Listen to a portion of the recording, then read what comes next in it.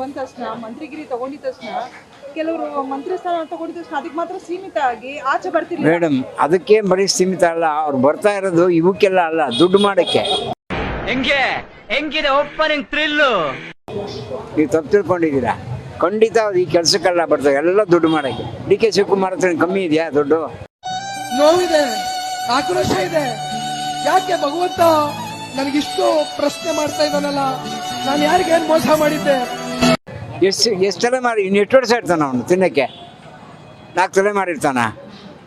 ಆ ದುಡ್ಡು ಯಾರ ಪಾಪಿ ಗಳಿಸಿದ ಪರದೇಶಿಗೆ ಯಾರೋ ತಿಂತಾರೆ ನಾಳೆ. ಬೇಜಾನ್ ತಲೆಮಾರು ಕುತ್ಕೊಂಡು ತಿನ್ನಷ್ಟು ಮಾಡ್ಕೊಂಡ್ಬಿಟ್ಟಿದ್ದಾರೆ ಅಂತಾರೆ. ಧಾರಾಳವಾಗಿ ನಮಗೆ ಗೊತ್ತಲ್ಲ. ಇವತ್ತು ಬಂದಿದ್ದೀರಲ್ಲ ತಿರುಗಿ HMT ಕುಮಾರಸ್ವಾಮಿ ಅವರೇ ಕಂಪ್ಲೀಟ್ ಹಿಸ್ಟ್ರಿನೇ ಕೊಟ್ಟಿದ್ದಾರಲ್ಲ.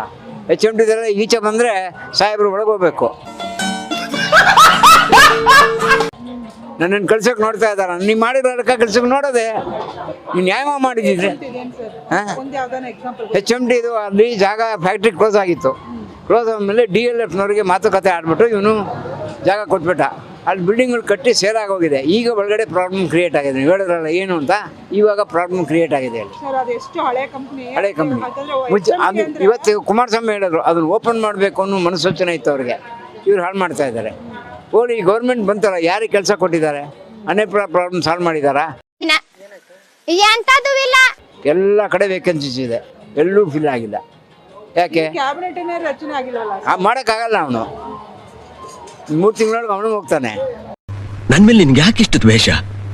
ನಾನು ಏನು ತಪ್ಪು ಮಾಡಿದ್ದೀನಿ? ಖಂಡಿತ ಮಾಡೋಕ್ಕಾಗಲ್ಲ. ಒಂದು ಕಡೆ ರಾಹುಲ್ ಗಾಂಧಿ ಕೂಗಾಡ್ತಾನೆ, ಒಂದು ಕಡೆ ಸಿದ್ದರಾಮಯ್ಯ ಕೂಗಾಡ್ತಾನೆ, ಒಂದು ಕಡೆ ಖರ್ಗೆ ಕೂಗಾಡ್ತಾರೆ. ನನ್ನ ಕ್ಯಾಂಡಿಡೇಟ್ ಯಾವ ಕ್ಯಾಂಡಿಡೇಟ್ ತಗೋಬೇಕು ಅವನು?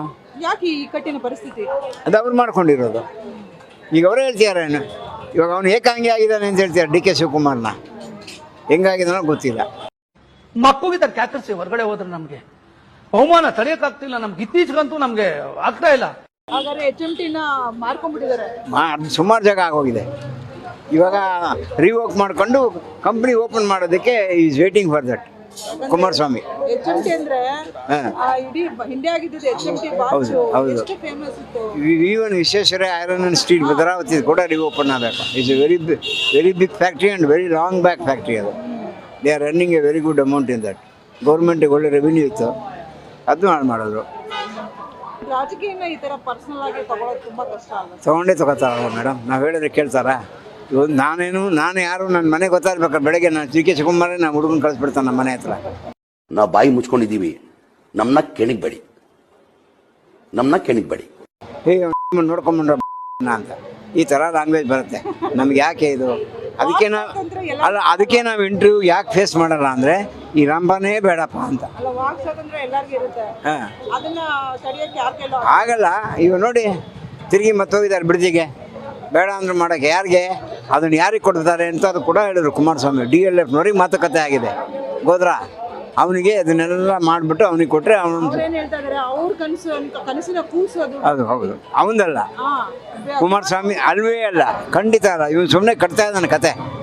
ಈಗ ಕಮ್ಯುನಿಟಿ ಒಂದೇ ಇರೋದ್ರಿಂದ ಅವ್ರವ್ರಿಗೆ ಇದ್ದೇ ಇರೋದು ಬಿಡಿ. ಎಗನೆಸ್ಟದು ಯಾವತ್ತೂ ಅಷ್ಟೇ ಹೇಳ್ತಾರಲ್ಲ, ಅವ್ರವ್ರಿಗೆ ಆಗಲ್ಲ ಅಂತ. ಜಾತಿ ವೈರಿನೇ, ಅದು ಸಹಜ. ನೀರಿಗೆ ಪಾಚಿ ವೈರಿ, ಸಾತಿಗೆ ಜಾತಿ ವೈರಿನೇ. ಏನು ಮಾಡೋಕ್ಕಾಗಲ್ಲ. ಇಷ್ಟು ಹೇಳಕ್ಕೆ ಇಷ್ಟಪಡ್ತೀನಿ. ಓಕೆ ಫ್ರೆಂಡ್, ಬಾಯ್. ಮತ್ತೆ ಭೇಟಿಯಾಗೋಣ. ನಮಸ್ಕಾರ.